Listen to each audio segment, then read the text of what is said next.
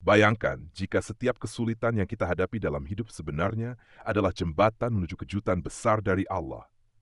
Pernahkah terpikir bahwa ujian-ujian itu bukan untuk menghancurkan kita, tetapi untuk menguatkan, bahkan menghadiahkan kita sesuatu yang jauh lebih berharga? Malam ini, mari kita bersama menggali bagaimana di balik setiap tantangan, Allah menyimpan keajaiban-keajaiban yang tak terduga bagi hamba-Nya yang bersabar.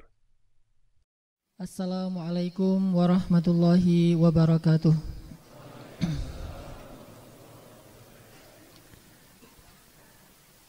Bismillahi Allahu Akbar.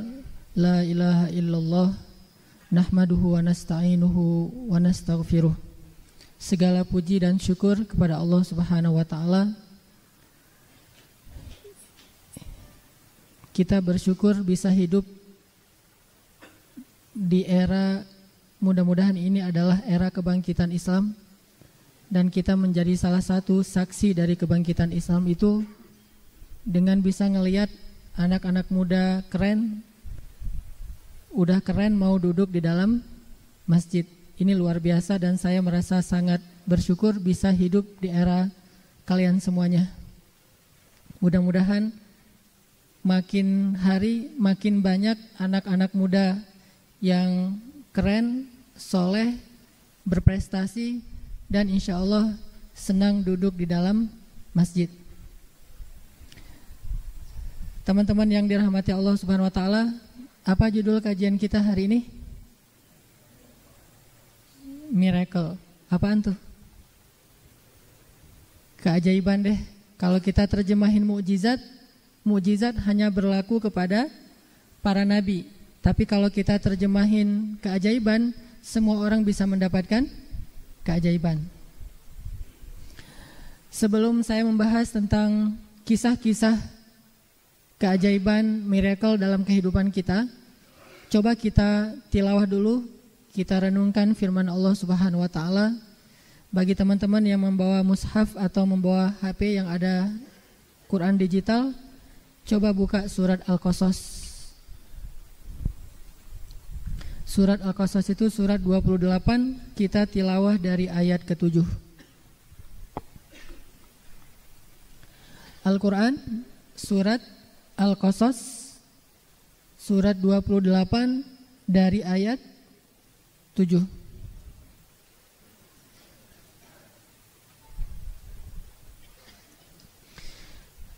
A'udzu billahi minasy syaithanir rajim.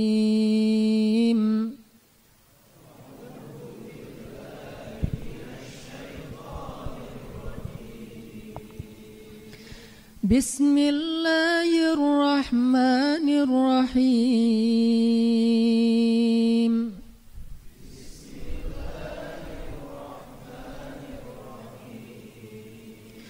Wa auhayna ila ummi Musa an ardi'i.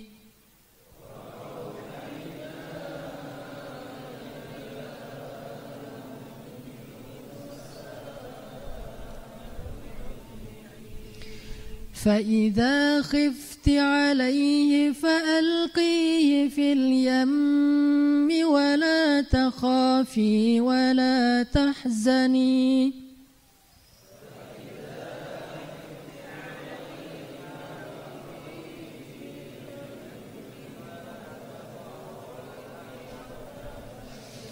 إنا رادوه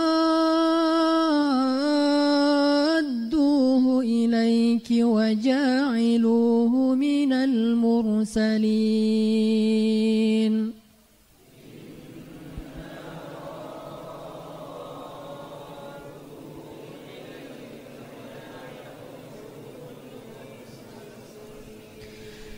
فالتقطه آل فرعون ليكون لهم عدوا وحزنا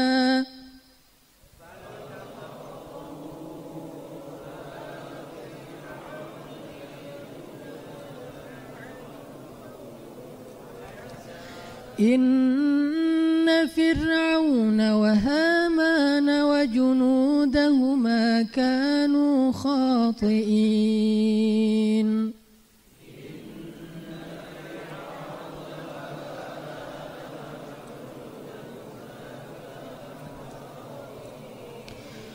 وقالت امرأة فرعون قرة عين لي ولك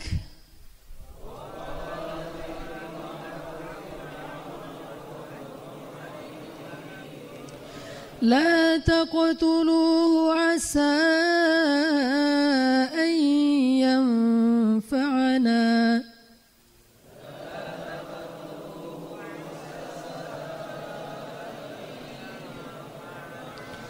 عسى أن ينفعنا أو نتخذه ولدا وهم لا يشعرون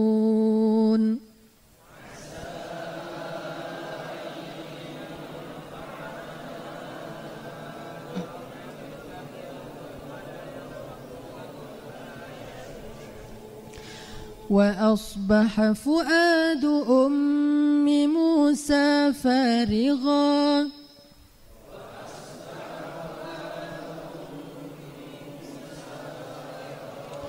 إن كادت لتبدي به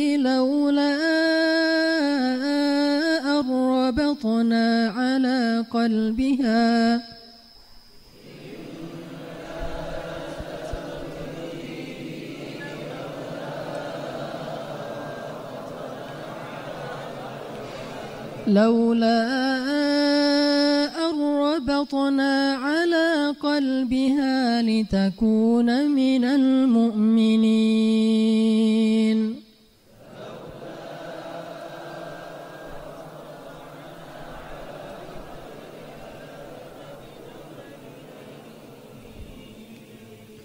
وقالت لأخته قصيه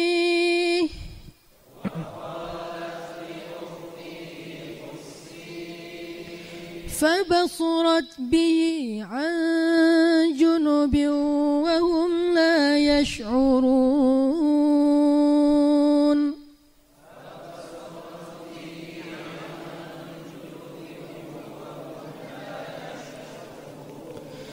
وحرمنا عليه المراضع من قبل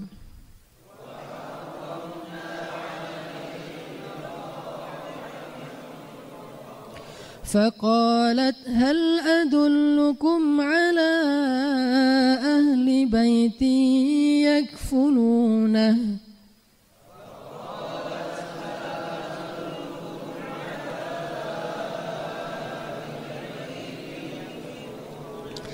يكفلونه لكم وهم له ناصحون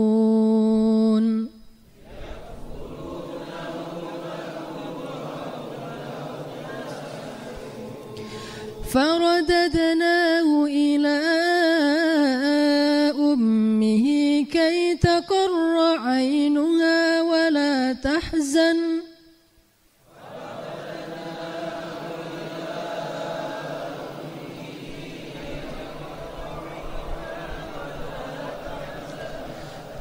كي تقر عينها ولا تحزن ولتعلم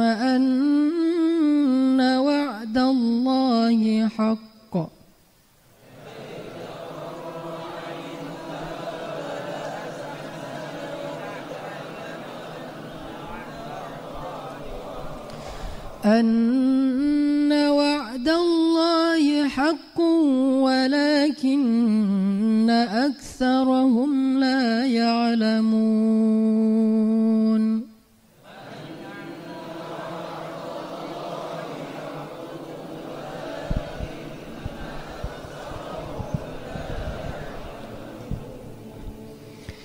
Dan kami ilhamkan kepada ibu Musa, susuilah anakmu, dan apabila kamu khawatir terhadap keselamatannya, maka hanyutkanlah dia ke sungai Nil. Dan janganlah kamu khawatir dan jangan pula bersedih hati sungguh kami akan mengembalikan ia kepadamu dan menjadikannya salah seorang di antara utusan. Maka dipungutlah ia oleh keluarga Fir'aun, yang akibatnya dia menjadi musuh dan kesedihan bagi mereka. Sesungguhnya Fir'aun dan Haman beserta tentaranya adalah orang-orang yang bersalah. Dan berkatalah istri Fir'aun, ia adalah penyejuk mata hati bagiku dan bagimu. Janganlah kamu membunuhnya, mudah-mudahan ia bermanfaat kepada kita, atau kita ambil ia menjadi anak, sedangkan mereka tidak menyadari. Dan menjadi kosonglah hati ibu Musa, sesungguhnya hampir saja ia menyatakan rahasia itu tentang Musa, seandainya tidak kami teguhkan hatinya, supaya ia termasuk orang-orang yang percaya kepada janji Allah. Dan berkatalah ibu Musa kepada saudara Musa yang perempuan, ikutilah dia. Maka terlihatlah olehnya Musa dari jauh, sedang mereka tidak menyadarinya. Dan kami cegah Musa dari menyusui kepada perempuan-perempuan yang mau menyusuinya sebelum itu. Maka berkatalah saudara Musa, maukah kamu aku tunjukkan kepada keluarga yang akan memeliharanya untuk kalian dan berlaku baik kepadanya? Maka kami kembalikan Musa kepada ibunya, supaya senang hatinya dan tidak berduka cita, dan supaya ia tahu bahwa janji Allah itu adalah benar, tetapi kebanyakan manusia tidak memahami. Sadaqallahul azim. Teman-teman yang dirahmati Allah Subhanahu wa taala, ketika kita menginginkan sesuatu kebaikan, Allah Subhanahu wa taala selalu menjadikan kebaikan itu tersimpan bersama dengan ujian. Allah Subhanahu wa taala membuat hukum, sunnah atau cara di mana setiap kebaikan, setiap kebahagiaan, setiap kesenangan itu Allah simpan di balik kesengsaraan, di balik ujian, di balik rasa sakit. Itu selalu seperti itu. Tidak ada satupun kebaikan yang Allah berikan tanpa Allah berikan sedikit ujian sebelum mendapatkan kebaikan itu nggak ada. Jadi nggak ada kebaikan yang Allah berikan dengan cara bersenang-senang, itu tidak ada. Dengan cara foya-foya, dengan cara have fun, dengan cara free, dengan cara kita tanpa ada jerih payah dan usaha, Allah tidak berikan kebaikan dengan cara itu. Kenapa? Karena kebaikan itu mahal dan sangat berharga. Dan sekaligus Allah juga menginginkan melihat siapa di antara hamba-hambanya yang serius untuk mencari kebaikan, siapa yang hanya berangan-angan. Dan Allah hanya memberikan kebaikan itu kepada orang-orang yang bersungguh-sungguh. Walladzina jahadu fina lanahdiyannahum subulana. Ini hal pertama yang coba kita belajar meyakini, bahwa kebaikan selalu Allah simpan di balik suatu kesulitan. Itu selalu kayak gitu. Sehingga ketika kita mendapatkan kesulitan, kita langsung aware bahwa oh berarti Allah mau ngasih kebaikan nih setelah ini. Ketika kita mendapatkan satu ujian, kita langsung sadar, oh berarti akan ada kebahagiaan setelah ini. Ketika kita mendapatkan rasa sakit, kita langsung ngeh, oh ada rasa bahagia, ada rasa senang setelah ini. Fa inna ma'al usri yusra, inna ma'al usri yusra. Sesungguhnya bersama kesulitan ada kemudahan, dan sesungguhnya bersama kesulitan ada kemudahan. Dan Nabi menegaskan kembali, sesungguhnya tidak datang kesulitan kecuali tidak datang kemudahan kecuali setelah kesulitan. Dan Allah juga mengatakan di dalam ayat yang lain, wabasyiris sabirin, sampaikan berita gembira kepada orang-orang yang bersabar di masa-masa yang sulit. Makanya ini sebuah sunnatullah, hukum yang Allah buat dan tidak akan Allah ubah. Kalau kita ada istilahnya hukum alam ya, kalau kita ngelemparin sesuatu yang punya berat atau massa gitu, dia pasti akan jatuh ke bumi karena ada gaya gravitasi. Maka kita yakin ketika kita melempari batu, ini batu pasti akan jatuh ke tanah. Gak mungkin batu itu ngapung di tengah udara gitu, melayang-layang di tengah udara, itu gak mungkin. Pasti dia akan jatuh ke tanah. Yakin gak kita dengan sunnatullah yang ini? Kalau kita ambil batu nih, batu kan berat, terus kita lempar begini, yakin gak bahwa batu itu akan jatuh ke tanah? Seberapa besar yakin kita? 100%? Ada sedikit keraguan, kayaknya nggak pasti juga sih.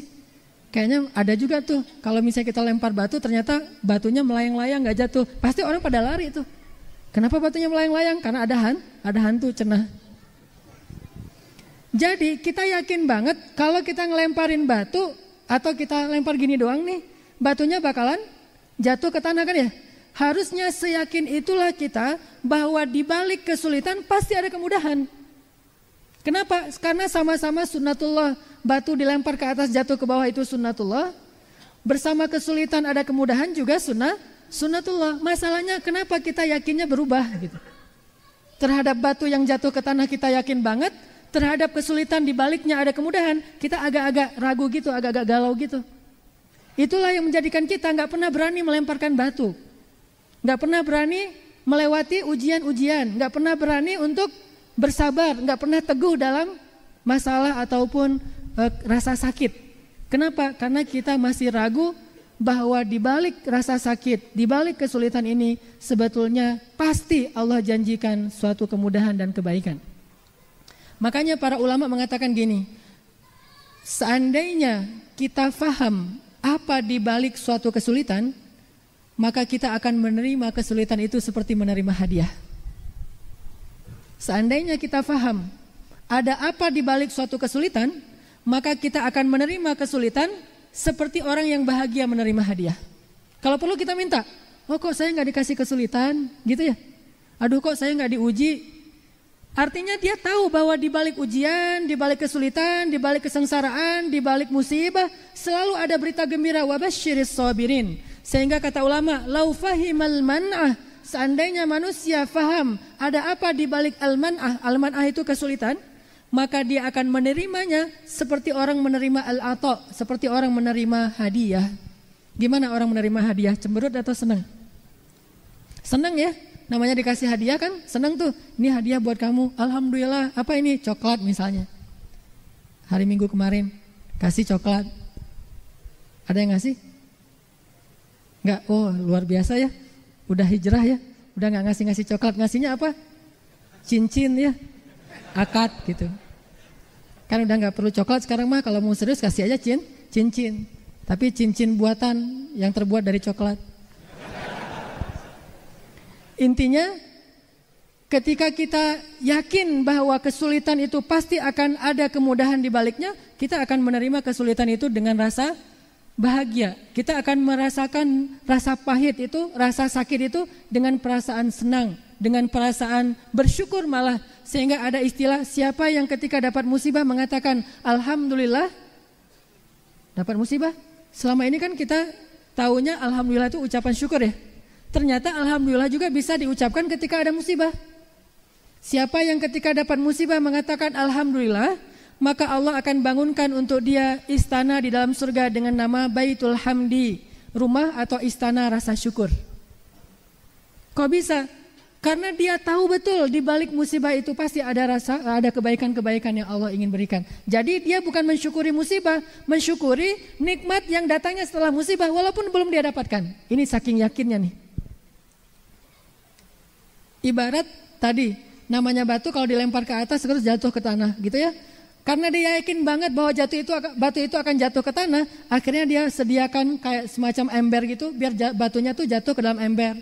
Atau batunya jatuh ke sebuah tempat wadah gitu. Karena dia yakin banget batu itu pasti akan jatuh ke tanah. Kalau dia ragu, ngapain juga dia capek-capek nyediain tempat, gak bakalan jatuh juga. Begitu juga seseorang yang yakin di balik kesulitan ada kemudahan, dia mengucapkan alhamdulillah dulu. Jadi dia kayak dicepetin gitu. Didahuluin alhamdulillah sebelum dia mendapatkan nikmat, padahal dia belum ngerasain nikmat apapun. Pas misalnya ada musibah, orang lain bilang innalillahi wa inna ilaihi rajiun, dia enggak alhamdulillah. Kenapa? Karena dia mendahulukan kalimat syukur terhadap kebaikan yang akan datang setelah musibah. Ini menunjukkan ini level di atas rata-rata nih.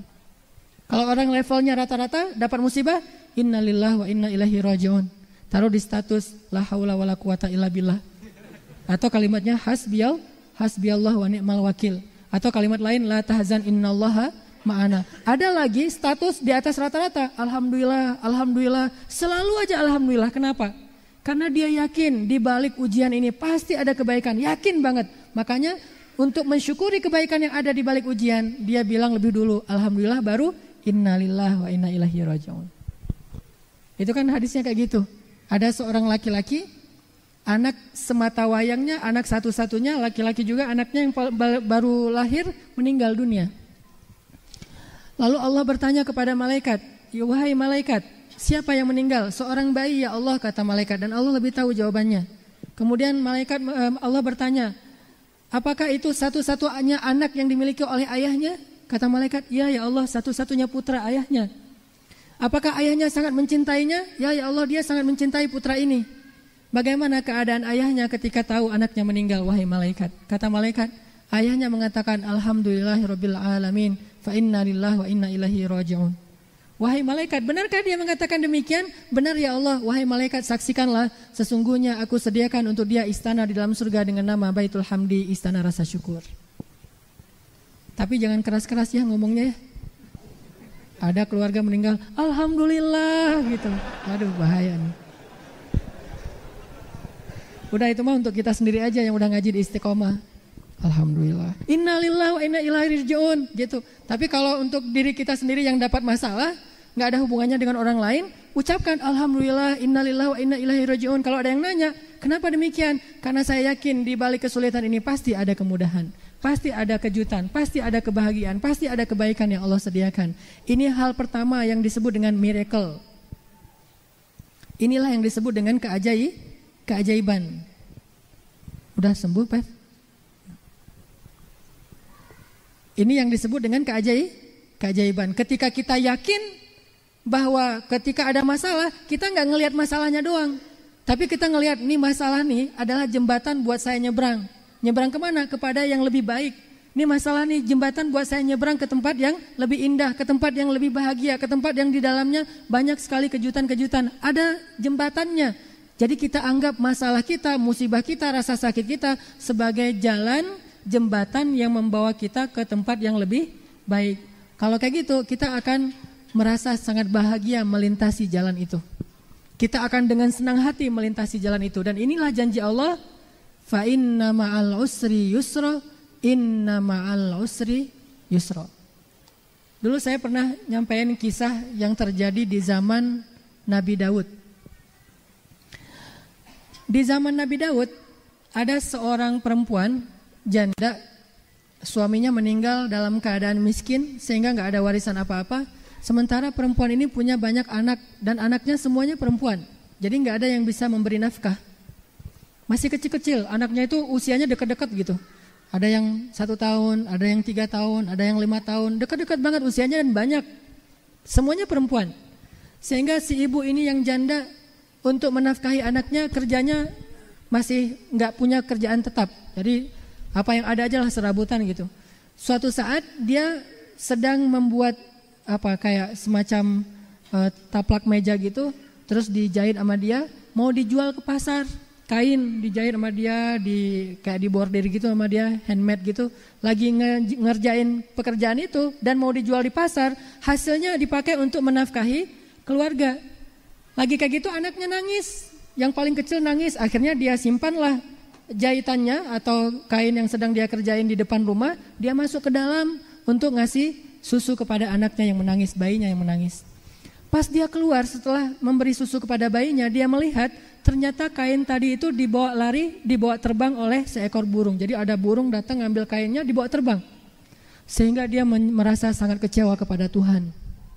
Datanglah dia kepada seorang hakim, yaitu Nabi Daud alaihissalam. Daud itu raja, hakim, dan juga seorang gladiator kan ya, Daud. Datanglah ibu ini kepada Daud. Ya Nabi Allah Daud. Ada apa ya ibu, kata Nabi Daud. Kata ibu ini, Allah itu maha adil atau zalim sih sebetulnya? Benar gak sih Allah itu maha adil, kata ibu ini. Kata Nabi Daud, ya sesungguhnya Allah itu maha adil. Memang kenapa ibu bertanya demikian? Wahai Nabi Daud, kalau memang Allah maha adil, kenapa Allah tega banget memperlakukan saya kayak gini? Memang apa yang terjadi? Dia ceritain kisahnya, itu satu-satunya pekerjaan dan harapan dia untuk menafkahi keluarga dibawa terbang oleh burung. Mana keadilan Allah kepada saya, wahai Nabi Allah Daud? Akhirnya setelah lagi curhat kayak gitu, tiba-tiba ada 10 laki-laki mengetuk pintu rumahnya Nabi Daud dan meminta izin untuk masuk. Diizinkan oleh Nabi Daud. Masuklah 10 orang laki-laki. Mereka bilang kepada Nabi Daud, ya Nabi Allah, kami ingin berinfak di jalan Allah. Berapa? Masing-masing dari kami akan berinfak 100 dinar dan sehingga totalnya 1000 dinar. Dalam rangka apa kalian ingin berinfak? Begini wahai Nabi Allah, kami sedang berlayar. Ini ternyata para pelayar gitu ya, para nelayan lagi berlayar, sedikit lagi ya. Lagi berlayar, tiba-tiba perahu mereka itu bocor seukuran kecil gitu, tapi masuk air terus-menerus, ditambah nggak bisa, terus saja masuk air dengan kejadian yang sangat aneh, badai, perahunya bocor, dan mereka hampir tenggelam. Tiba-tiba ketika mereka hampir berputus asa, mereka mengatakan, ya Allah, seandainya hari ini kami selamat, maka kami akan infakkan semua hasil dari nelayan kami hari ini, memancing kami hari ini, untuk di jalan Allah. Satu orang kami akan berinfak 100 dinar. Bernazar, berdoa. Lagi berdoa kayak gitu, tiba-tiba datang seekor burung membawa kain, lalu burung itu hinggap di atas lubangnya dan memasukkan kain itu ke dalam lubang, sehingga kemudian setelah selesai burung itu pergi. Akhirnya kami bisa menguras air dari dalam perahu kami dan kami selamat sampai ke daratan. Sekarang kami ingin bersyukur kepada Allah yang telah menyelamatkan kami dengan berinfak 100 dinar per orang. Diambillah kain, ini kain yang dibawa oleh burung itu. Diambil oleh Nabi Daud. Dipanggillah ibu tadi, ibu ke sini. Kemudian ibu itu datang, benarkah ini kain milik ibu? Dilihat oleh ibu itu, hah, dapat dari mana ya Nabi Allah? Dari para nelayan. Gimana ceritanya? Diceritakan. Ternyata burung inilah yang membawa kain ibu tadi untuk membantu nelayan di laut. Dan dengan itu Allah Subhanahu Wa Taala mendatangkan miracle, asbab, jalan kepada kebaikan di balik masalah. Sehingga akhirnya ibu ini mendapatkan 1000 dinar. Bayangin kalau kain itu dijual di pasar, kira-kira laku berapa dinar? Paling mahal 2-3 dinar. Tetapi dengan cara Allah, kain itu berharga 1000 dinar dan kainnya balik lagi kepada ibu itu, kalau mau dijual masih bisa dijual di pasar. Fa inna ma'al usri yusra, inna ma'al usri yusra. Dan ini kisah di dalam hadis, bukan dongeng. Ini terjadi di zaman Nabi Daud, kemudian Nabi Daud menasihati ibu itu untuk bersyukur dan selalu husnuzon kepada Allah. Dan inilah pelajaran bagi kita, selalu husnuzon kepada Allah, bahwa di balik kesulitan selalu ada kemudahan. InsyaAllah nanti kita lanjutkan setelah sholat isya. Bismillahirrahmanirrahim. Teman-teman yang dirahmati Allah Subhanahu Wa Taala, para ulama mengatakan seandainya engkau faham ada apa di balik kesulitan, di balik ujian, maka engkau akan menerima ujian seperti menerima sebuah hadiah atau anugerah. Atau kalau misalnya seseorang yang sedang diuji oleh Allah Subhanahu Wa Taala tahu apa yang sedang menunggunya setelah ujian ini berlalu, maka dia akan dengan senang hati melalui hari demi hari dalam ujian. Karena dia tahu akan ada satu hari, satu waktu, suatu masa di mana ketika ujian ini sudah selesai, maka dia akan mendapatkan hadiah, mendapatkan balasan, mendapatkan upah dari kesabarannya terhadap ujian. Dan upah bagi orang-orang yang sabar itu luar biasa. Sampai Allah Subhanahu Wa Taala tidak menyebutkannya dengan detail karena Allah ingin memberikannya dalam bentuk kejutan. Allah tidak memberikan penjelasan upah apa gitu. Allah cuma bilang sampaikan kejutan gembira buat orang yang sabar, gitu doang. Wabasyiris sabirin, kejutan gitu. Makanya kita nggak perlu tahu nanti kalau misalnya saya dapat ujian terus apa kebaikannya, nggak perlu tahu karena itu kejutan dari Allah. Allah sendiri dalam Al-Quran nggak pernah ngomong busyronya, berita gembiranya adalah kamu akan dapat rezeki sekian, nggak pernah ngomong gitu. Allah juga nggak pernah ngomong kamu akan dapat jodoh dengan tipe kayak gini, nggak ngomong gitu. Pokoknya kejutan aja. Sehingga kita nggak perlu cari tahu kira-kira kejutannya apa, berapa jumlahnya, berapa lama, kapan dan seterusnya, di mana. Nggak perlu tahu itu. Yang penting kita belajar yakin kalau kita sabar kita akan dapat hadiah kejutan dari Allah Subhanahu Wa Taala. وَلَنَبْلُوَنَّكُمْ بِشَيْءٍ مِّنَ الْخَوْفِ وَالْجُوعِ وَنَقْصٍ مِّنَ الْأَمْوَالِ وَالْأَنفُسِ وَالثَّمَرَاتِ. Kami uji dulu dengan berbagai macam kekurangan, dengan berbagai macam kesempitan. Kami uji. Setelah ujian itu berlalu, wabasyiris sabirin. Mana mungkin Allah ingkar janji? Allah bilang, wabasyir, sampaikan berita gembira kepada orang-orang yang sabar. Orang-orang yang menerima ujian dari Allah dengan ridho, dengan kerelaan hati, dengan kesabaran, dengan tabah, dengan tidak pernah mengeluh, karena dia percaya bahwa di balik kesulitan itu ada kemudahan. Pernahkah Ibu Musa berpikir akan tinggal di istana? Gak pernah kepikiran. Bisa hidup dengan anaknya dalam keadaan selamat aja, itu udah untung banget tuh. Gak pernah kepikiran bakalan tinggal di istana, udah gitu bisa menyusui Musa, menyusuinya dibayar lagi tuh. Menyusui anak sendiri tapi dibayar sama istana. Yang tadinya istana pengen bunuh bayinya, sekarang istana bela-belain anak bayi ini supaya selamat dengan cara membayar ibunya sendiri untuk menyusui. Ini kejutan luar biasa nih kalau kita renungkan kisah Ibu Musa dan bayinya di dalam surat Al-Qasas. Coba kalau misalnya Ibu Musa gak percaya dan gak mau melakukan apa yang Allah perintahkan, maka tidak akan pernah ada cerita bahwa Musa itu kemudian dirawat di istana, disusui oleh ibunya, kemudian ibunya, kakaknya, tetehnya, ayahnya, semuanya tinggal di istana dan dibiayai semuanya oleh Fir'aun sendiri. Itu gak akan ada cerita itu. Pasti surat Al-Qasas akan berubah ceritanya. Ibu Musa tidak percaya kepada Allah sehingga akhirnya bayinya terbunuh sejak masih kecil. Atau Allah Subhanahu wa taala akan menghilangkan bayinya dan tidak akan ketemu lagi dengan Ibu Musa selama-lamanya. Allah selamatkan nabinya tetapi Allah tidak akan kembalikan nabi itu kepada ibunya. Bisa aja kayak gitu. Intinya percaya deh sama Allah. Kalau kita ikut cara Allah, kita percaya sama Allah, sami'na wa ata'na kepada Allah, Allah bilang wabasyiris sabirin. Berarti dia ini orang sabar dan nanti akan ada kejutan buat dia.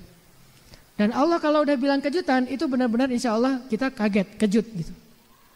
Bukan kejutan terus, mana kejutan? Oh gitu doang, biasa aja dah, kalau gitu ya. Enggak, pasti kita, oh subhanallah, masya Allah, la haula wa la quwata illa billah, Allahu akbar. Kita benar-benar terkaget-kaget gitu dengan kejutan dari Allah. Min haitsu la yahtasib, enggak pernah keduga.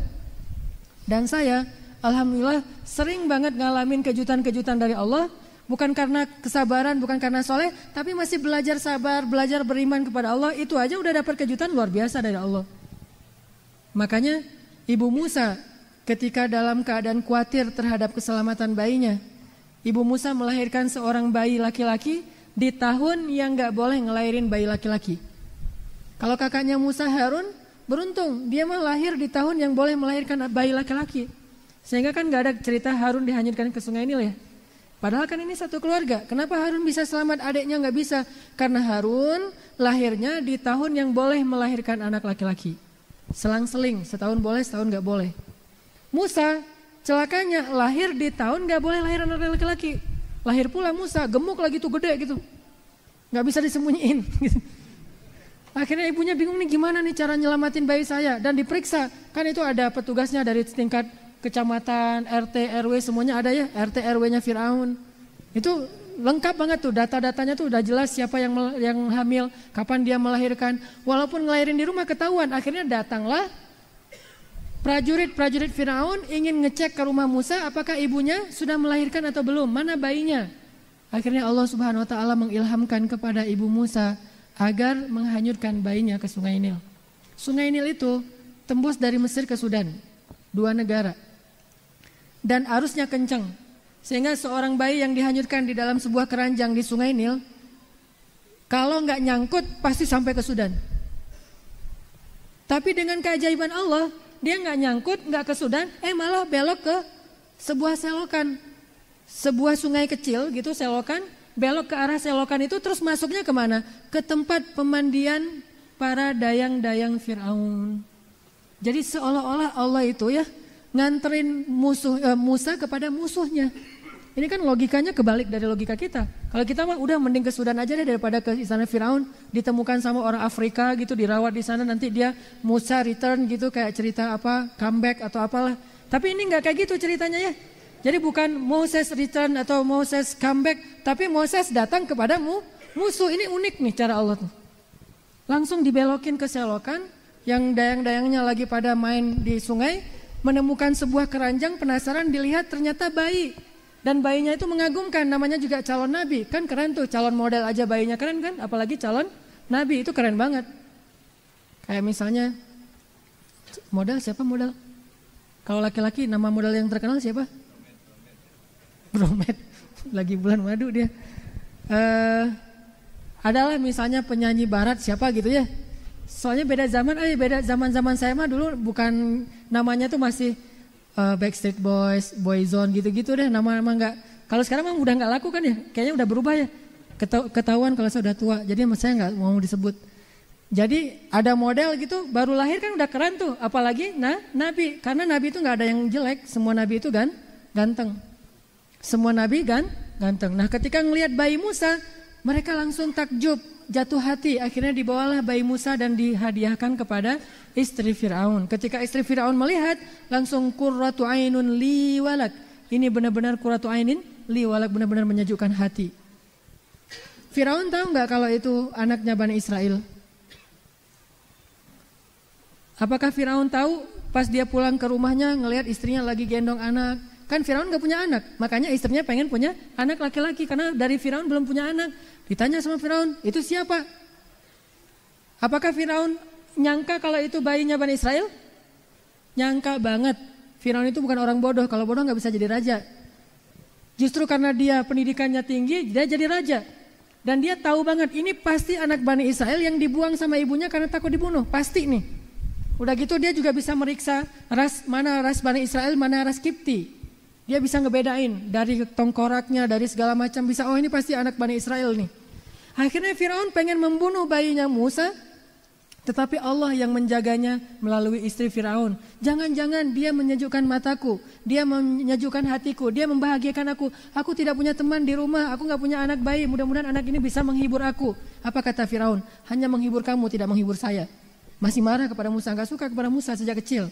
Akhirnya istri Firaun membawa bayinya yang sedang menangis karena minta disusui, dan dibuatlah sebuah sayembara.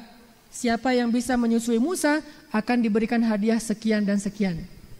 Kakaknya Musa, tetehnya Musa, ngintip-ngintip berita tentang adiknya dan tahu sayembara ini, langsung pulang ngasih tahu ke ibunya, mama ini bayi Musa adik kita, adik saya lagi pengen disusui, nangis, dan dibuat sayembara siapa yang bisa menyusui akan diberikan hadiah sekian dan sekian. Datanglah ibu Musa seolah-olah seorang ibu susu. Ketika ibu Musa menyusui, semua perempuan ditolak oleh Musa. Ketika ibunya yang menyusui, Musa langsung diam dan menyusui dengan nikmat. Akhirnya Asiyah atau istri Firaun pun kemudian membolehkan ibu Musa, kakaknya Musa, tetehnya Musa, ayahnya Musa semua tinggal di istana bersama Musa, merawat Musa, main-main dengan Musa dari sejak bayi sampai Musa besar. Dibayar lagi setiap bulannya oleh istana. Siapa yang tahu kejutan ini kalau bukan rencana Allah Subhanahu wa taala. Makanya Allah bilang di ayat 13, faradadnahu ila ummi. Kami kembalikan Musa kepada ibunya. Sebagaimana janji Allah di awal, la yukhliful mi'ad. Allah enggak pernah ingkar janji. Jadi kalau kita mau mendapatkan miracle yang didapatkan oleh Ibu Musa, caranya gampang banget. Ketika kita dikasih kesulitan, sabar aja, jangan ngeluh. Karena ketika kita ngeluh, kita membatalkan janji kita dengan Allah. Membatalkan perjanjian dengan Allah. Langsung di knock out, jadi gak berlaku lagi, udah keluar gitu, gak dapat golden ticket. Tapi kalau misalnya kita sabar, lisan kita dijaga jangan mengeluh, dan kita terus berharap pasti ada kebaikan, maka kita akan mendapatkan apa yang Nabi Musa atau ibunya dapatkan di dalam surat Al-Qasas. Tinggal sabarin aja. Ada masalah? Oh ini Allah mau ngasih kejutan buat saya nih. Apa kata Nabi? Tidaklah Allah mengambil sesuatu dari seorang hambanya lalu dia bersabar, kecuali Allah akan menggantikan yang lebih baik kepada hamba itu. Jadi kalau kita kehilangan sesuatu, berarti Allah pengen ngasih kepada kita sesuatu yang lebih baik daripada yang kita hilangkan. Kalau kita rugi, berarti Allah ngasih kita keuntungan yang lebih besar. Dan saya ngebuktiin banget, ternyata kehidupan saya itu lebih banyak beruntungnya daripada hasil logika dan kerja keras saya. Kalau mau dihitung-hitung, kayaknya saya tuh nggak bisa hidup dengan mengandalkan atau bisa nyaman dengan mengandalkan usaha saya sendiri, itu kayaknya nggak bisa. Tapi justru karena kerugian, karena kegagalan, karena banyak masalah yang saya hadapin, di baliknya itu Allah kasih banyak keberuntungan. Salah satu contohnya misalnya, pertama saya datang ke Bandung tahun 2007, saya tuh bawa ijazah Al-Azhar itu saya tawarin ke pesantren-pesantren di seluruh Bandung, Bandung Barat, Kabupaten Bandung saya tawarin. Saya keliling tuh, saya tinggal di Dewi Sartika, keliling sampai ke Cilenyi, sampai ke Sumedang, balik lagi, terus ke arah sana ke Cimahi, Padalarang, ke arah sana Buah Batu, sampai ke selatan. Saya keliling untuk nawarin ijazah Al-Azhar siapa yang mau menerima saya jadi guru di pesantren atau di madrasah. Dan ternyata alhamdulillah semuanya menolak. Alasannya semuanya sama, Ustadz ini kita lebih banyak gurunya daripada muridnya, jadi udah gak bisa nerima guru lagi. Oh iya Pak, tapi disimpan aja lah Pak ijazah saya mah, nanti siapa tahu suatu saat Bapak butuh tinggal telepon saya. Oh iya ya Ustadz. Terus saja selama 1 bulan gak ada yang manggil saya. Kalau ada anak Unisba di sini, saya juga pernah ngelamar di Unisba jadi dosen tapi gak diterima. Jadi benar-benar gak jelas gitu.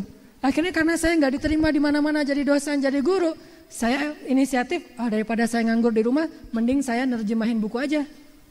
Saya bisa bahasa Arab, saya cari buku-buku yang belum diterjemahkan, saya terjemahin. Udah selesai saya terjemahin, akhirnya saya tawarin ke penerbit. Ternyata penerbit gak ada yang mau nerbitin. Saya kasih ini naskahnya, nih Pak saya udah terjemahin buku ini. Aduh, ini kamu gak disurvei dulu, ini udah diterbitin sama penerbit yang lain. Saya gak tahu kalau itu udah diterbitin, yang saya tahu aja, oh ini kayaknya bagus nih bukunya nih, saya terjemahin. Ternyata udah diterjemahin oleh yang sekarang jadi ustadz saya juga.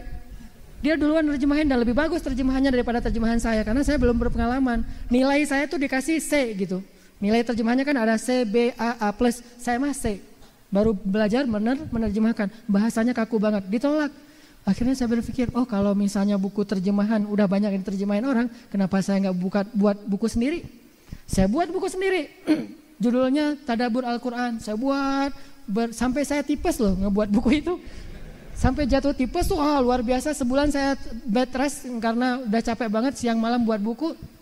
Modalnya itu laptop yang harga 1 juta, second Toshiba yang gede banget, yang tebel gitu, yang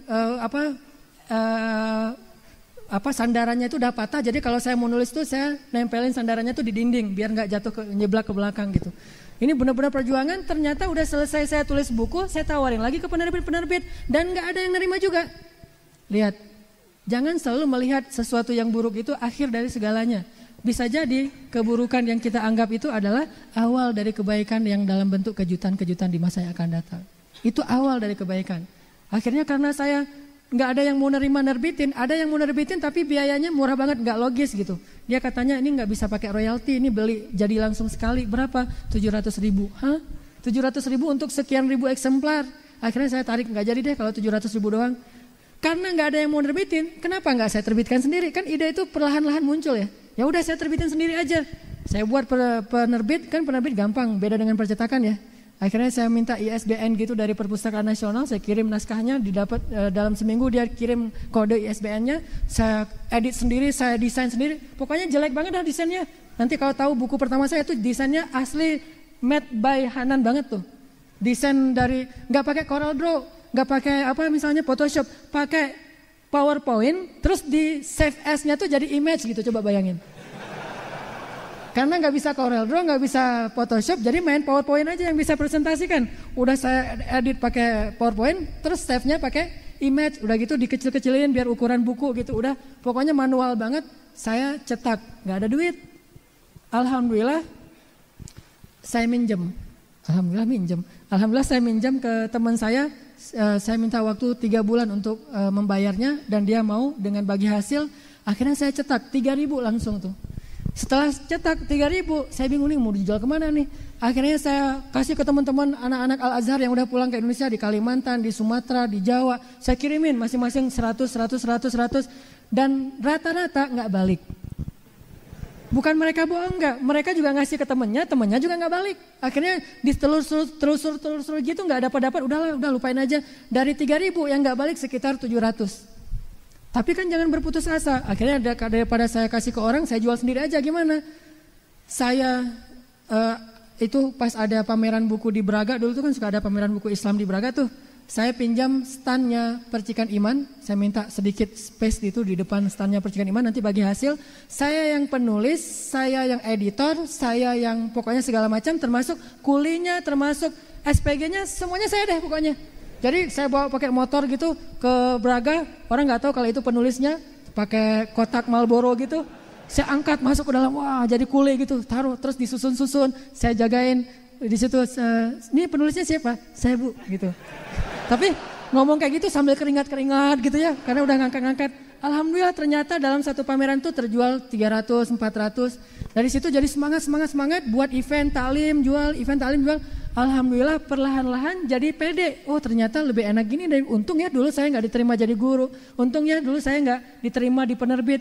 Kalau dilihat dari sisi materinya, ternyata kesulitan itu benar-benar kata Allah akan membawa kita kepada banyak kejutan-kejutan kalau kita roja, terus berharap, sabar, nggak mengeluh. Akhirnya dari penerbit buku naik lagi pulsa. Saya dulu sebelum pulsa banyak di Alfamart, saya punya 60 cabang pulsa di Bandung. Wah saya bisnis pulsa di mana-mana ada, wah itu punya saya tuh punya saya. Jadi seneng gitu kalau jalan-jalan gitu yang ngeliat, ini cabang saya. Ternyata 60 cabang itu setelah sekian bulan jalan, alhamdulillah udah semangat, Allah uji lagi tuh, jatuh. Banyak yang gak bayar. Kan saya modalin semuanya, nih jualin aja, ntar bayarnya belakangan. Jualin, saya beli terus saya jualin lagi, banyak yang gak balik. Akhirnya setengah dari cabang-cabang itu gak bayar ke saya, tapi karena niat saya kan mempekerjakan orang untuk membuka pintu rezeki, maka saya komitmen gak akan pernah menutup pintu rezeki orang. Yang saya sudah buka, maka gak akan pernah saya tutup. Walaupun saya rugi, saya tetap bayar gaji ke pegawai saya. Alhamdulillah dari situ Allah ngasih kejutan lewat bisnis yang lain. Saya mulai masuk ke jual beli mobil second. Beli mobil yang agak-agak udah rusak, dibenerin, jual lagi, beli mobil, jual. Dari situ naik lagi ke properti. Sampai alhamdulillah Allah kasih banyak sekali kemudahan-kemudahan. Jadi bisa saya mendapatkan rumah pertama saya di Cianjuang, itu kejutannya luar biasa. Dan ini juga bisa di-share mudah-mudahan tahadus bin nikmah gara-gara sholat asar di masjid. Jadi saya sama istri saya lagi nyari rumah. Kita udah lama ngontrak, pengen punya rumah sendiri. Dan saya pengen banget ngerasain cuci mobil sendiri di garasi itu bagi saya tuh penting banget tuh.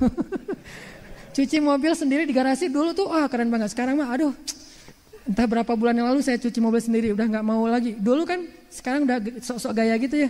Dulu mah pengen banget ngerasain gimana nyemprotin air ke mobil, terus dicuci, dielus-elus sendiri.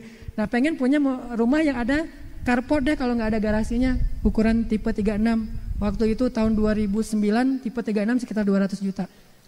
Cari sama istri saya boncengan naik ke Cihanjuang. Pas sampai di daerah Cihanjuang, azan asar, kita sholat dulu yuk. Ya udah yuk sholat di masjid asar berjamaah. Habis sholat, namanya udah sering taklim kan ya, ketemu jamaah pengajian. Dan saya nggak tahu kalau rumah dia dekat situ. Ustadz kemana? Enggak, lagi jalan-jalan kemana Ustadz? Lagi nyari-nyari rumah. Bapak punya teman nggak yang jual rumah-rumah yang murah gitu yang tipe 36?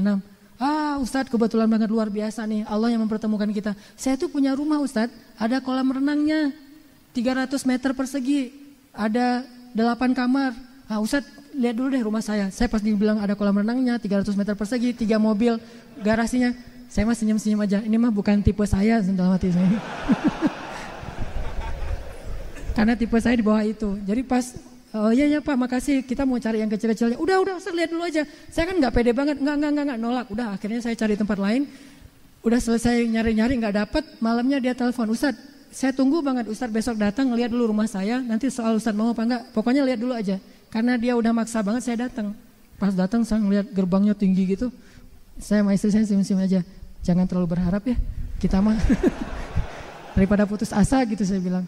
Ya kan kita memuliakan orang yang mengundang ya gitu. Datang itu jujur loh ya, nggak berharap sama sekali, benar-benar nggak nyangka gitu. Udah masuk ngelihat kamarnya, saya ngeliat wah luasnya luar biasa, ada kolam renang walaupun nggak terlalu gede tapi bisa berenang lah gitu, berendam apalagi. Cihanjuang tapi nggak kepake, sekarang udah nggak ada lagi kolam renangnya karena dingin banget. Udah gitu akhirnya beningnya luar biasa, kamarnya gede-gede lagi, garasinya pas saya lihat wah ini 3 mobil nih. Udah selesai gitu, gimana Ustadz? Ya luar biasa nih Pak rumahnya gitu. Ustadz ini ada yang nawarin 700 juta, gak saya kasih kata dia. Tapi buat Ustadz terserah Ustadz deh. Terserah gimana Pak menurut Bapak? Ya Ustadz ada duitnya berapa? Aduh saya mah nyarinya yang 300 juta aja Pak. Paling mahal juga 300 juta. Ya udah 300 juta kata dia.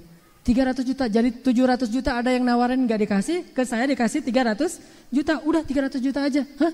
300 juta, beneran ini Pak? Beneran. Terus saya senyum-senyum lagi sama istri saya, kenapa Ustaz senyum-senyum? Kalau cashnya sih adanya 20 juta Pak. Kacau itu mah. Saya nyari rumah 300 juta, cashnya 20 juta. Rencana saya mau dikreditkan ke bank syariat. Cuma kan gak punya teman juga di bank syariat, pokoknya cari aja dulu. Saya waktu itu lagi ngebaca buku The Secret tuh. Pokoknya lakukan saja, nanti gimana nanti gitu ya. Ditambah lagi dengan iman kan, secret iman lah gitu.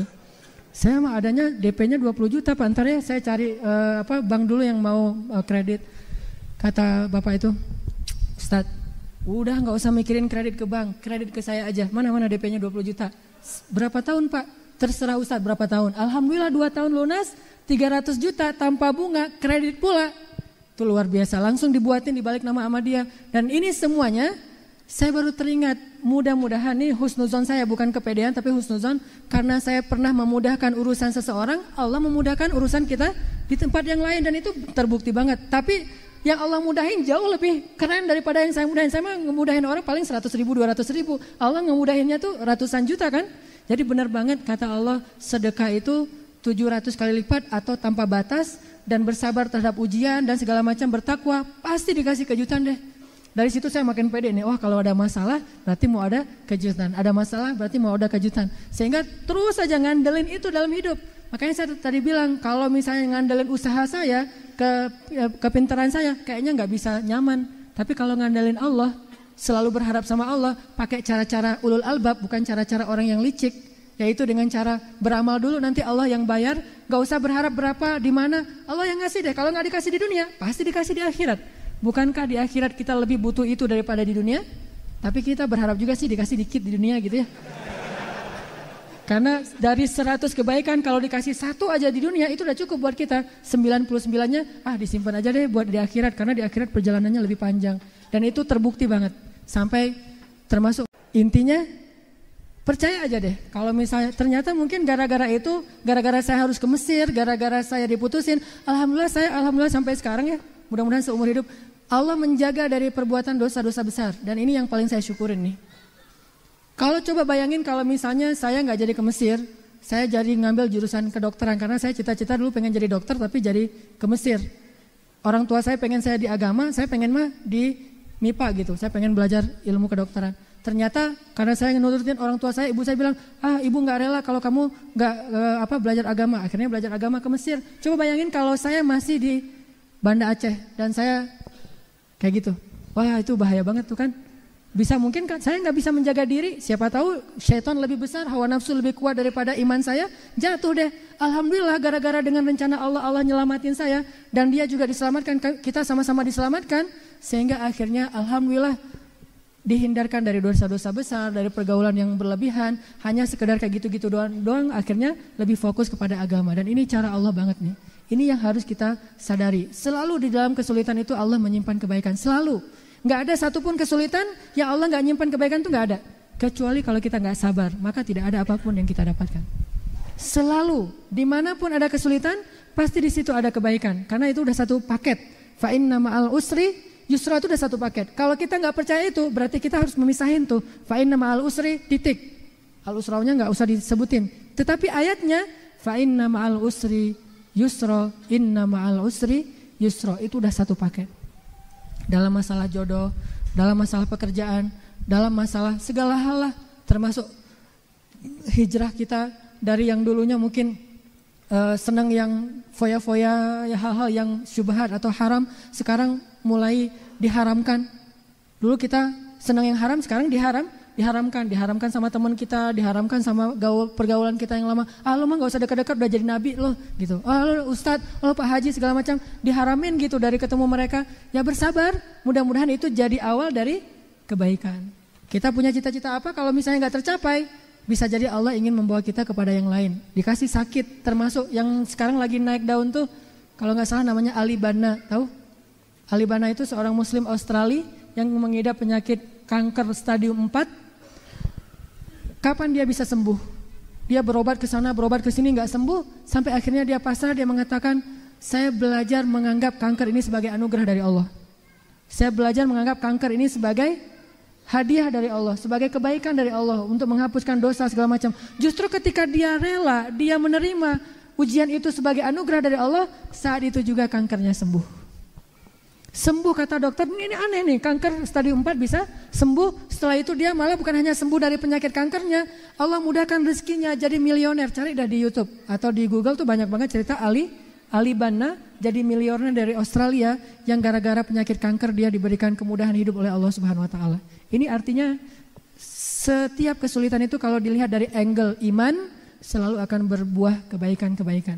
Termasuk yang terakhir saya bilang yang saya pernah tabrakan mobil saya penyak banget tapi orangnya nggak bertanggung jawab, akhirnya saya rugi 1,5 juta. Tapi setelah saya ridho, saya emang nggak mau ngedoain orang itu dengan doa yang buruk. Bukankah orang kalau dizalimi itu selalu pakai hadis apa? Doa orang yang terzalimi itu mustajabah kan gitu ya? Saya emang nggak mau pakai hadis itu untuk status terzalimi. Saya mau pakai hadis itu sebagai status kalau kita menzalimi. Karena Nabi menyampaikan hadis itu kepada orang yang terzalimi atau orang yang mau menzalimi. Hati-hati dengan doa orang yang terzalimi. Doa orang yang terzalimi itu tidak ada hijab di hadapan Allah. Nabi menyampaikan hadis ini kepada orang yang sedang terzalimi atau kepada para sahabat. Kepada sahabat supaya tidak apa? Nggak menzalimi. Jadi maksud Nabi itu jangan zalim. Bukan maksud Nabi, kalau kalian lagi terzalimi jangan lupa ya hadis ini. Bukan itu maksudnya. Jadi kita salah pakai hadis. Kita pakai hadis itu sebagai korban. Sedangkan Nabi memakai hadis itu untuk mengingatkan para pelaku. Jadi saya nggak mau pakai hadis itu ketika saya jadi korban. Oh iya ya, kalau saya berdoa pasti akan diijabah oleh Allah untuk mengutuk dia atau mencelakai dia. Enggak deh, saya doain aja doa Ibnu Mas'ud. Ya Allah, kalau dia nggak sengaja, maafkanlah dia. Kalau dia sengaja, jadikanlah itu dosa terakhir dia. Saya doain itu aja. Terus saya doain untuk saya sendiri. Ya Allah, beri saya pahala dalam musibah ini, beri saya ganti yang lebih baik. Ternyata diganti tuh. Saya pernah kehilangan motor saya, Mio. Saya beli nggak pakai kredit, jadi nggak ada asuransinya. Baru beli sebulan motor saya hilang. Pas udah hilang, yang bawa teman saya lagi, bukan saya bawa. Kalau saya bawa kan nggak bisa nyalahin diri sendiri. Ini teman, coba dia ngilangin motor saya yang saya beli cash sekian belas juta, hilang dan nggak tahu kemana. Lapor ke polisi nggak dapat juga tetap. Akhirnya saya nggak nuntut siapa-siapa, saya bilang aja ya Allah, kalau orang itu butuh motor itu mudah-mudahan bermanfaat. Kalau nggak butuh, mudah-mudahan itu dosa dia yang terakhir. Ya Allah beri saya ganti lebih baik. Diganti sama Allah yang lebih mahal dari itu, nggak usah disebutin namanya. Motor yang lebih mahal dari itu, cash juga, rezeki datang sendiri dari Allah. Yang awalnya nggak ada rezeki, tiba-tiba jadi ada rezeki untuk bisa beli motor. Gitu juga dengan apapun. Yang saya pernah cerita handphone saya jatuh, ya Allah beri yang lebih baik. Paginya jatuh, malamnya diganti dengan yang 10 kali lipat lebih bagus. Terus saja kayak gitu. Pokoknya ada masalah, minta ke Allah. Ada masalah gini. Aduh, mau diganti yang baik nih. Ada masalah lagi, lihat ada musibah gitu, agak cemberut dikit, udah gitu senyum ke atas, cemberut ke bawah, senyum ke atas. Kenapa? Kita tahu, yakin bahwa di dalam musibah itu pasti Allah simpan banyak kebaikan. Itulah prinsip yang harus kita pegang teguh banget.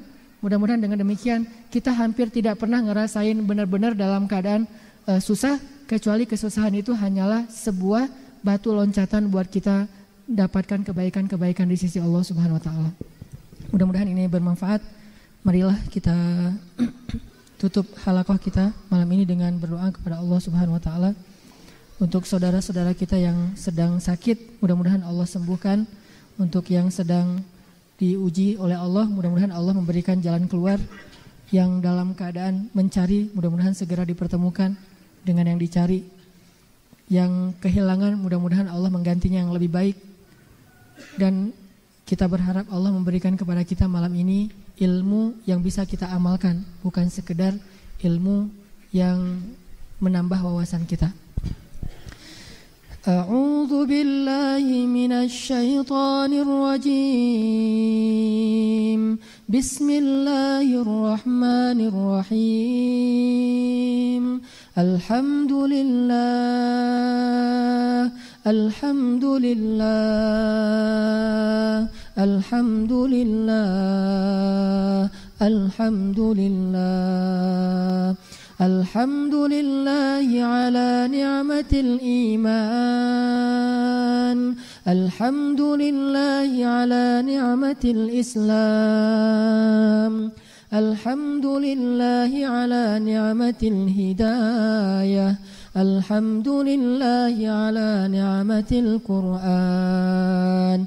الحمد لله على نعمة الهجرة الحمد لله الحمد لله على نعمة الرسالة الحمد لله الحمد لله على نعمة التوبة الحمد لله الحمد لله على نعمة الدعوة الحمد لله الحمد لله على نعمة الإخلاص الحمد لله الحمد لله على نعمة الأخوة الحمد لله الحمد لله الحمد لله الحمد لله على كل نعمة التي أنعمت علينا يا الله لك الحمد يا الله ولك الشكر يا الله يا رب العالمين إلهنا اغفر ذنوبنا إلهنا اغفر ذنوبنا إلهنا اغفر ذنوبنا وإسرافنا في أمرنا إلهنا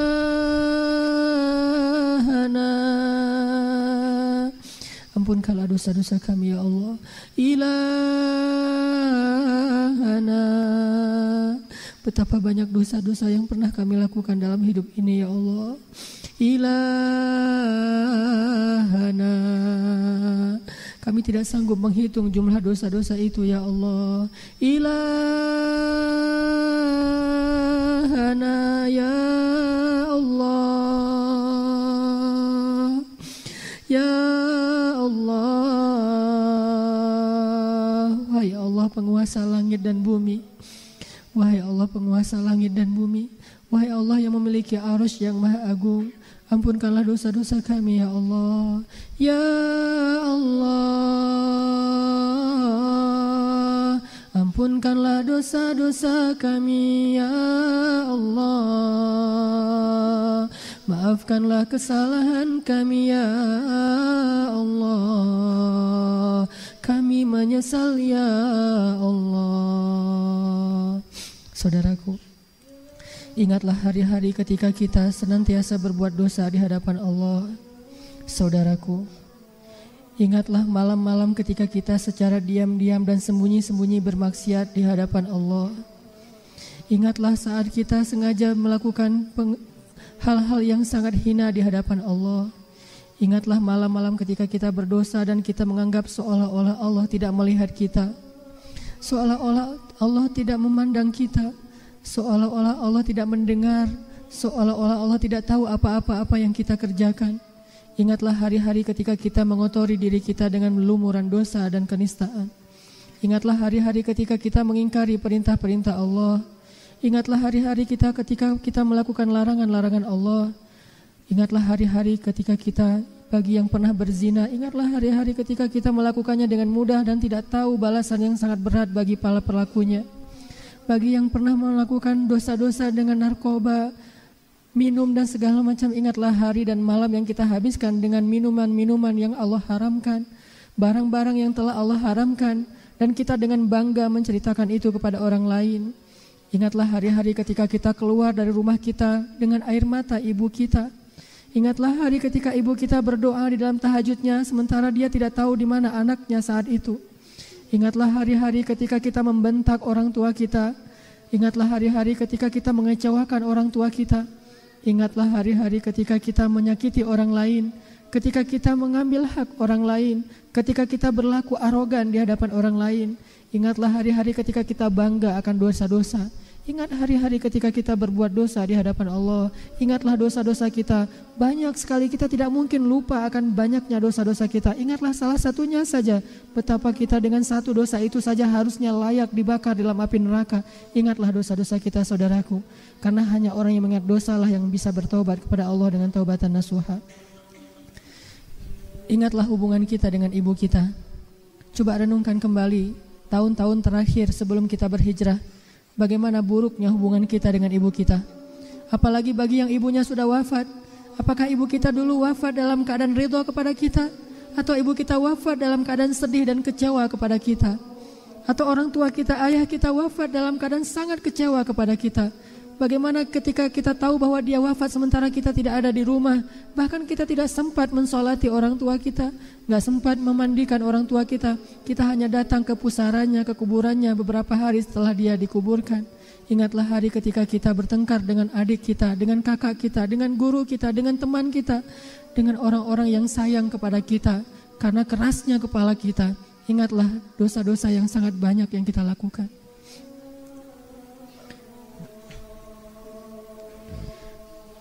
Ya Allah, Ya Allah. Kalau bukan karena rahmat Allah, kita gak mungkin berada di rumah Allah ini. Kalau bukan karena hidayah Allah di dalam hati kita, gak mungkin kita berada di masjid ini. Tidak mungkin kita dengan sukarela datang jauh-jauh untuk sholat berjamaah maghrib dan isya mendengar taklim, kecuali karena rahmat dari Allah. Syukurilah nikmat dari Allah, syukurilah hidayah dari Allah. Masih banyak orang yang tidak Allah berikan hidayah dan dibiarkan dalam keadaan bergelimang dosa dan bergelimang dalam keadaan maksiat. Allah telah menyelamatkan kita dari api neraka. Allah menyelamatkan kita dari syaitan. Allah menyelamatkan kita dengan mempertemukan kita kepada orang-orang yang baik. Kalau bukan karena rahmat Allah, pasti kita akan merugi dunia dan akhirat. Kalau bukan rahmat Allah, pasti kita tidak akan beriman kepada Allah. Kita bukanlah orang Islam, kita bukanlah orang beruntung, kita tidak tahu dan tidak mengenal Allah sama sekali. Mungkin kita masih menyembah berhala, kita menyembah patung, kita menyembah nenek moyang. Kalau bukan karena hidayah Allah, kita tidak mengenal Rasulullah SAW. Ini adalah rahmat dari Allah. Menjadi seorang muslim adalah rahmat dari Allah. Menjadi orang yang bisa berhijrah adalah rahmat dari Allah. Menjadi seorang hamba yang bisa sholat berjamaah adalah rahmat dari Allah. Bisa memperbaiki hubungan dengan orang tua adalah rahmat dari Allah. Dimaafkan kesalahan-kesalahan kita oleh orang yang pernah kita sakiti adalah rahmat dari Allah.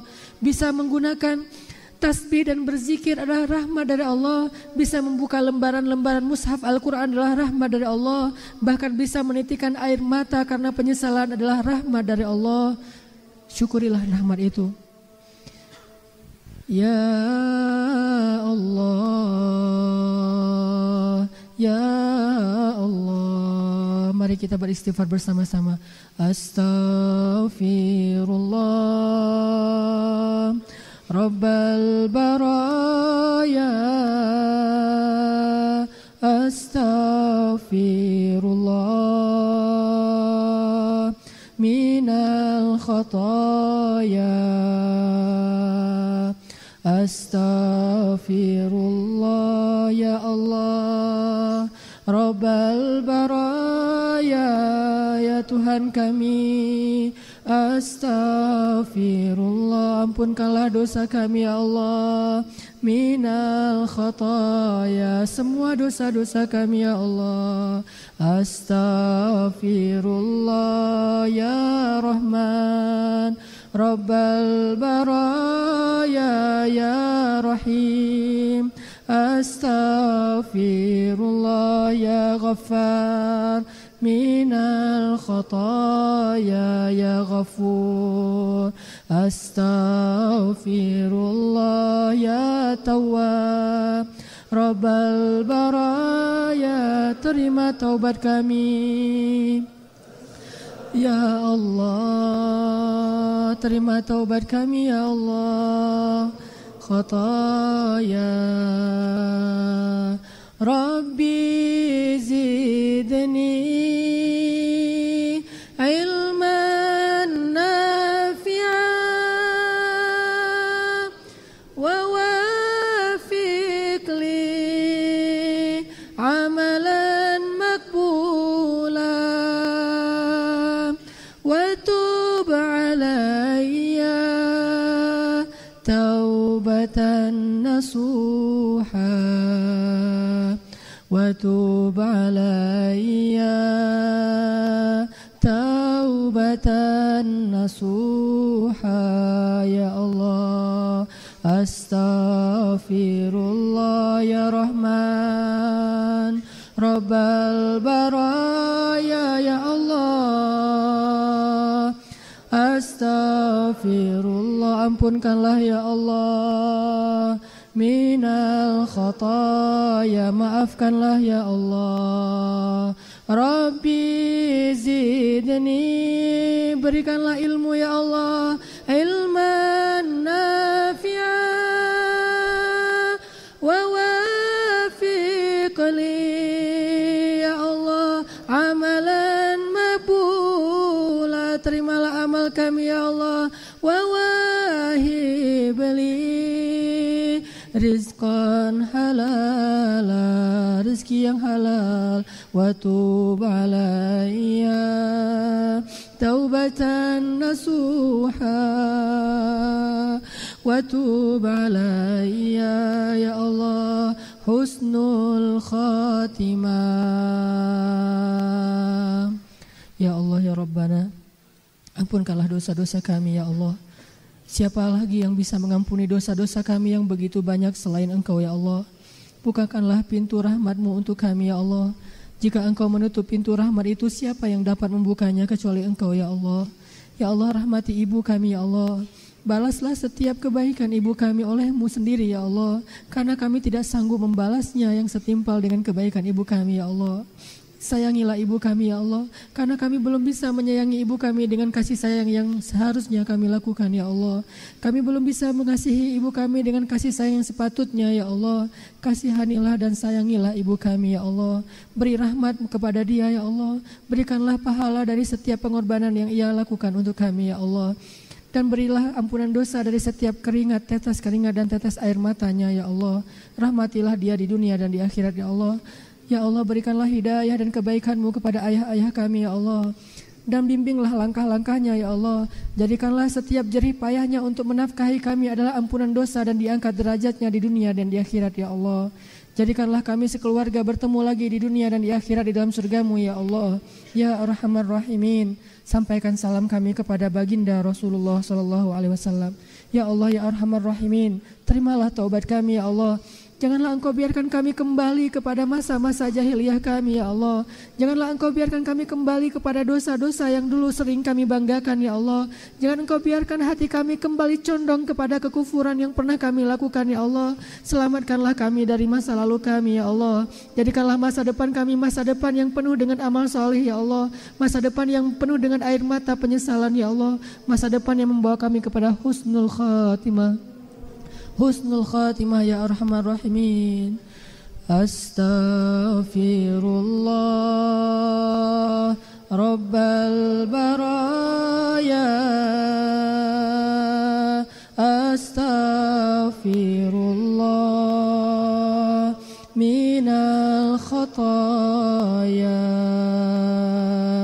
Astaghfirullah, ucapkan istighfar dengan sungguh-sungguh. Rabbal baraya, mintalah ampun kepada Allah. Astaghfirullah ya Rahman minal khataya.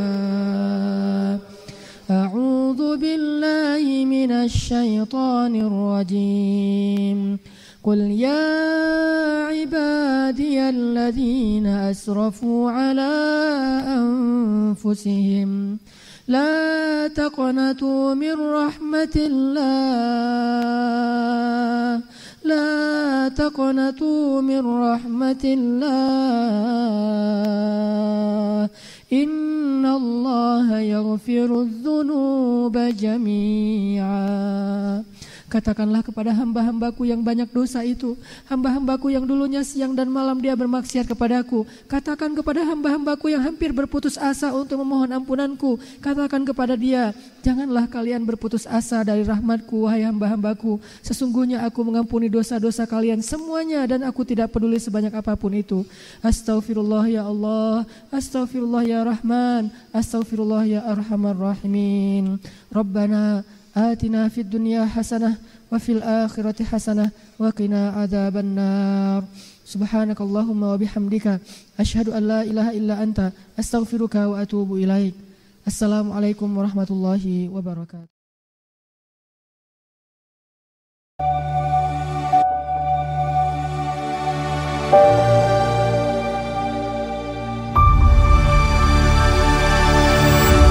Ceramah ini menekankan pentingnya keyakinan terhadap janji Allah, bahwa setiap kesulitan diikuti kemudahan. Dengan bersabar dalam menghadapi ujian dan kesulitan, seorang hamba akan memperoleh keajaiban berupa kebahagiaan, keberkahan, atau kejutan dari Allah, yang terkadang datang melalui cara yang tidak terduga. Kesabaran dan prasangka baik kepada Allah menjadi kunci, bahkan ketika hal-hal yang sulit tampak sebagai penghalang. Ceramah ini juga mengisahkan kisah-kisah dari masa Nabi Daud, Nabi Musa, serta pengalaman pribadi yang menggambarkan bagaimana kesulitan diikuti oleh kemudahan sebagai bentuk hikmah dan berkah dari Allah.